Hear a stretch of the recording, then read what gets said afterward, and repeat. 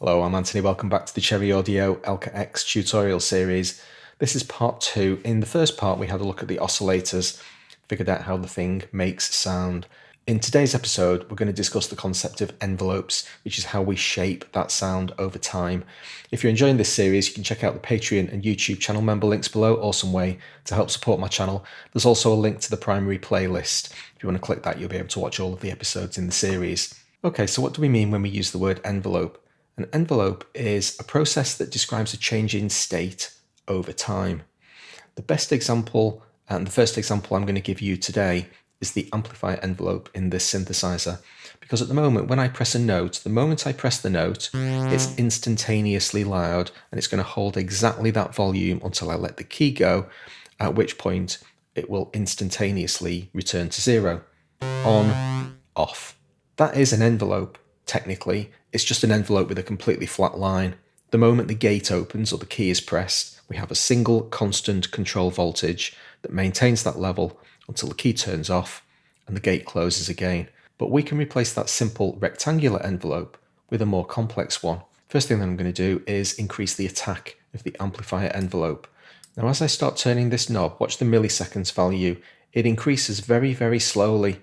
So at 12 o'clock, in other words, 5 on the dial, we've only just got to 50 milliseconds, which is still very, very fast. I'm going to turn this quite the way up, all the way up to just over a second, 1.2 seconds. So we're 3/4 of the way around the dial. We now have an attack of 1.2 seconds. What that means is that we've defined an envelope shape. Instead of the note occurring instantaneously, it's going to take 1.2 seconds to go up a diagonal slope to reach its maximum volume. You can see it in the oscilloscope as well as listen to it. You can see the wave get bigger. And there, after 1.2 seconds, we hit our maximum value. I'm actually going to turn this synthesizer into monophonic single oscillator mode so that the wave is absolutely stable. There we go. So that's the attack phase of the envelope. What happens the moment you press the key? So on this particular synthesizer, we don't have the opportunity to define a non-maximum attack value. Some synthesizers do, this one doesn't. So over the course of that 1.2 seconds, it's going to basically top out at maximum volume. We do have an overall master volume on the synthesizer. That's not what I'm talking about. This is the maximum effect the envelope can have on the volume. At that instantaneous moment, when the maximum attack value is reached, we immediately begin to decay. This is the decay knob, and this is going to describe a process, a period of time over which we're going to arrive at our sustain value. Now, as I've just said, the envelope starts out after its attack phase at maximum. So if we have a sustain value that's also at maximum, the decay knob is irrelevant, it's meaningless. So what I'm going to do is turn the sustain knob all the way down to 0. So we're going to go up to our maximum volume and then decay for this amount of time down to 0. Let's set the decay to about a second. So now we're going to go up and then we're going to go back down. And you saw it tail away there. It tailed away logarithmically, which means most of the decay, most of the loss of sound happened at the beginning of the envelope. That's simply a function of this synthesizer. Different synthesizers have different means of describing these envelopes, and that's what gives it its character. Turn the decay up a little bit to 2 seconds. And you can hear it still tails away really pretty quickly. And then the final part of that 2 seconds is where it's mostly horizontal anyway. The decay knob lets us generate quite nice staccato sounds.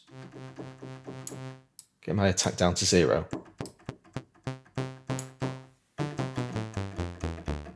So it doesn't matter how long I hold these keys down, we're always going to get that very brief note specified by the decay value. The next value is release. This is what happens when we let the key go. Now it stands to reason, if I press a key, hold it down, and that key decays to 0, once I let the key go, it's got nowhere to go. It's already at 0. As you can see on the virtual keyboard, I've still got that key held down. Doesn't matter. When I let it go, there's nothing to do. So you're only going to get a release if one of two conditions are met. The sound is still decaying when the key is released, or the sustain's at a non-zero value, in which case the decay phase is completely done and the sound is at a shelf, at a stable level. And then when we let it go, the release is going to kick in. First simple demo is to increase the sustain to 10. With a simple, straightforward sound. Give us some release. Let the key go now. And there's the sound tailing away.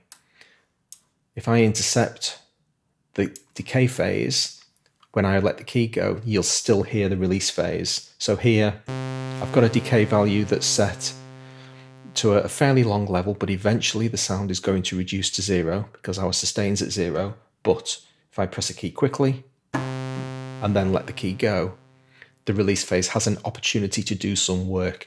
So all of these processes stack on top of each other and basically trigger whenever it's appropriate to do so. If the sustain's at non-zero, when you let the key go, then the release cycle is going to have something to do.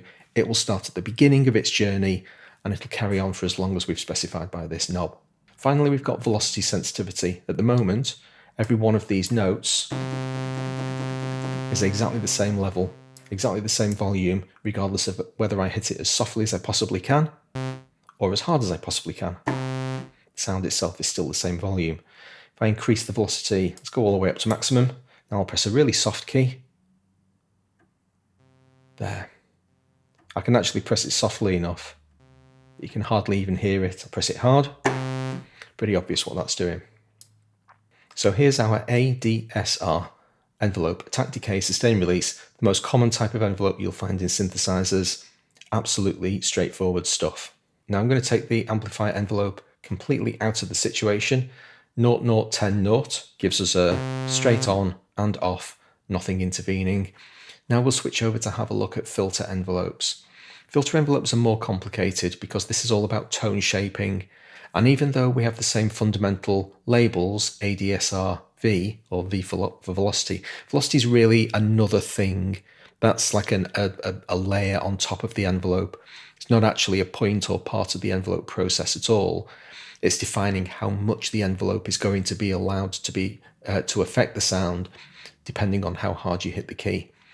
So in order for us to do anything with our filter envelope, we're first going to need to have a look at the filter itself. So at the moment, this box here is describing a resonant low-pass filter. We'll describe each one of those terms one at a time. Firstly, the concept of filtering allows you to throw away some of the sound. So if I press a key and hold it down, have a look in the spectrum analyzer below. Here are all of the harmonics, all of the frequencies of the sound.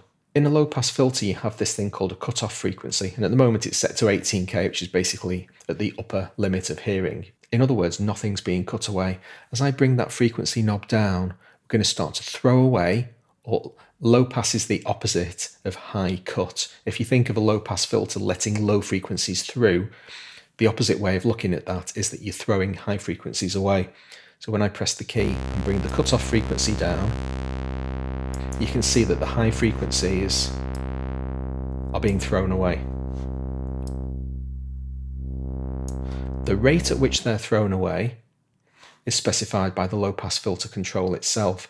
LP1 is a 24 decibels per octave low-pass filter. It's there on the pop-up box. What that means is that for every octave above the note that you play, 24 decibels of volume are going to be thrown away. Now, decibels are a logarithmic scale, which means the further up you go in octaves, the more and more dramatic it gets. And so you get this scooped effect with this slope. LP2 is a 12 decibel per octave filter, which means the slope is going to be gentler. We're throwing away less volume for every octave above the cutoff frequency. Did I say note earlier? I can't remember. Anyway, cutoff frequency is the important thing. So have a look at the angle of this slope. When I press LP2, it's going to get shallower. There we go. BP stands for bandpass, and this throws away stuff above and below the cutoff frequency. So we've only got this central point around which we're focused, and here's our cutoff frequency, currently at 688 Hertz. Everything above and below that is going to get thrown away. BP1 is a 6 decibels per octave filter. That's describing the shape of the slope on either side. Now, it's a little bit difficult to see. See these low frequencies? It's kind of hard to see that they're actually being attenuated. They're supposed to be a diagonal slope. So if you cut a diagonal slope away, you're basically creating like a tilted seesaw effect. And this is one side of the seesaw. And this is a great place to introduce a new word in that definition that I gave you earlier when I said a resonant low-pass filter. At the moment, we're in a resonant bandpass filter. Resonance is this concept of concentration around the cutoff frequency. When you increase resonance, or another term for it is Q, what you do is you accentuate the frequencies around the cutoff point. So I'm going to start increasing the resonance knob, and whatever our frequency cutoff is set to, currently 688 Hertz, you're going to see the frequencies start to make this spike. There we go. You see the cutoff point get defined. Now you just saw an odd thing on that spectrum analyzer. Here's our frequency cutoff at 688, and yet when I press this key on the keyboard, that spike is at somewhere around 1350. What it actually is in reality is exactly twice this frequency, and it's a function of that exact note that I've played. By default, when you press the new button on the Elka-X, this keyboard knob here is set to 10, and that's skewing our results. I'm just going to turn it back down to 0, and then we'll baby step our way back to a point of understanding. I'm going to turn this knob down to 0 and press exactly the same note. And here our cutoff is now, just accidentally moved it, but it was at 688, 663 now. If I was sufficiently accurate on my measurement calibration, you'd be able to see that that's exactly where that spike is. It doesn't matter which note I play on the keyboard. I'll play a note 2 octaves higher. The cutoff frequency is still going to be, well, it's around about here, isn't it? It's in between those two harmonics. Every note has the cutoff frequency. That's exactly whatever this is specified. The moment I start dialing in keyboard follow or keyboard tracking, the cutoff frequency is going to start increasing from C0. C0 is the lowest note on this keyboard, right down here at the bottom. For this note and only this note, keyboard tracking has no effect at all. Turning it all the way up to 10, got no effect. For every single note above C0, the amount of additional cutoff that this keyboard knob is going to add will get bigger and bigger and bigger. And for every octave that you step up, it doubles. So I'll press a note 1 octave higher. Here's our basic cutoff with no keyboard introduced. Increase. And now the cutoff has just doubled. An octave higher again. Here's our bass note. And now it's going to be 4 times higher, somewhere around 2,500. There we go. And 1 octave higher again. Back down to somewhere around here. And then it's going to be, what, 5,000 odd? There we go. So that's what keyboard tracking does. It increases the cutoff frequency to focus around the note that you're playing. You want those frequencies to have a greater impact on the overall filtered sound. Very common to have keyboard follow set on filters, so much so that when you press the new button, keyboard is implicitly set to 10. That's the standard behavior. That said, I'm going to turn it back off again because it makes demonstrations more difficult. The next filter mode along BP2 is a 12 decibel per octave filter. There's something a little bit odd about it. I'm not quite sure what I'm seeing here. Here's our BP1 at the cutoff frequency, which is currently set to 663. When I switch to BP2, it looks like the frequency is dropping an octave. Now we're centering around, what, 340 odd. I'm not sure why, actually. I'll seek some clarification from Cherry Audio, whether or not that's by design, but I'm not sure why we've got a different cutoff frequency on BP2. The point is, though, that it's a sharper spike. High-pass filter is throwing away low frequencies, and you end up with this really brittle, kind of nasal sound as only the high stuff is retained. And here's our resonant spike again. I'm going to jump back to a low-pass filter now and get a nice, straightforward sound dialed in, so that I can describe what the filter envelope's doing. Imagine the filter envelope taking the filter values as its starting point and then adding extra stuff on top. So for the moment, I'm just going to turn the attack, decay, and release of the envelope all the way down to 0, and we're just going to concentrate on sustain. In order for the filter envelope to have any effect at all, we have to introduce it. It's got its own control knob in the filter section. I'm going to turn that up to maximum, so the filter envelope is now having as much effect as it possibly can, but at the moment it's got nothing to do. So the difference between a basic sound and an envelope driven sound is exactly the same. Just have a quick look at what happens when I press a key. However, you'll see a kind of click appear in the spectrum analyzer. See that kind of bump appear at the top? That's the envelope actually doing its work. Without the envelope, with the envelope. Control voltages are passing through this circuit. It's just got effectively nothing to do. What's actually happening is that an entire envelope is being drawn. Just so happens that all the points are at 0. Let's prove that the envelope is active. I've pressed my note. Here's our filter cutoff. Remember, if I turn the frequency up, you're going to see more of those high frequencies brought back. This is a low pass filter. Now I'm going to turn up the sustain knob. Exactly the same effect. So these two control voltage values, these two amounts inside the synthesizer, are being summed together for a total cumulative effect.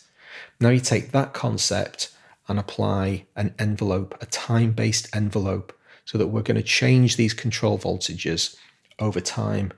First thing I'll do is do it manually. It's as if I'm pressing the note and I'm going.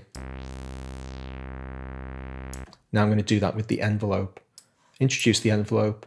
We'll have an attack phase and a decay phase. Let's have about a second for each of them. And here we go. There's the filter coming in, and there's the filter going back out again. If we have a non-zero sustain value, that's going to get added onto the end of that journey. So now up, down, stabilize at a new value higher than the original cutoff.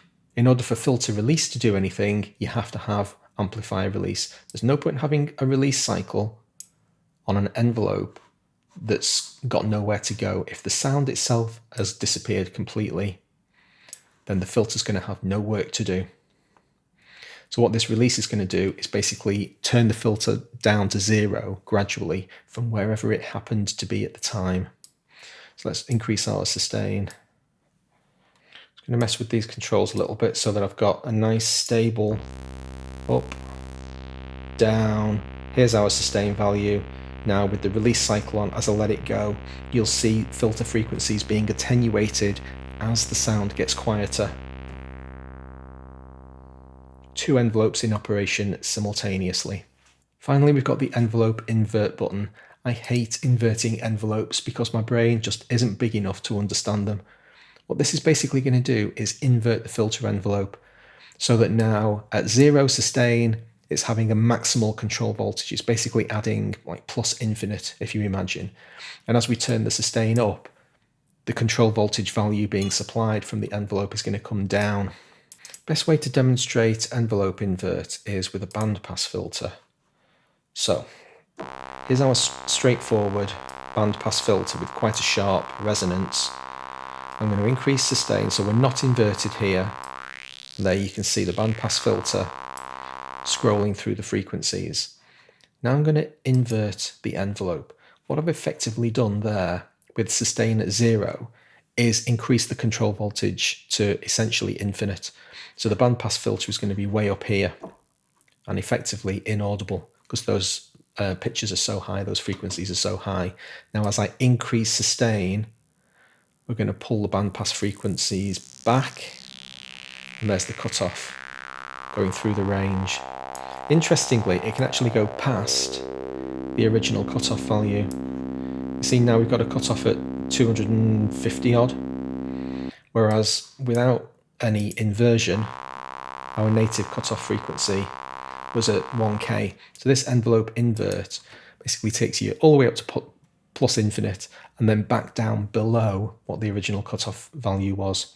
Sometimes functional, but a feature that I quite often avoid. You'll often find it in, you've got two different sounds competing against each other, and you'll invert the envelope of one of them, so as one of them's going up, the filter sweep is going up, the other one tracks in essentially an opposite direction because the envelope's been inverted. Anyway, that'll do us for today. Hope you enjoyed the episode. Please hit like if you did. I'll see you next time. Thanks very much.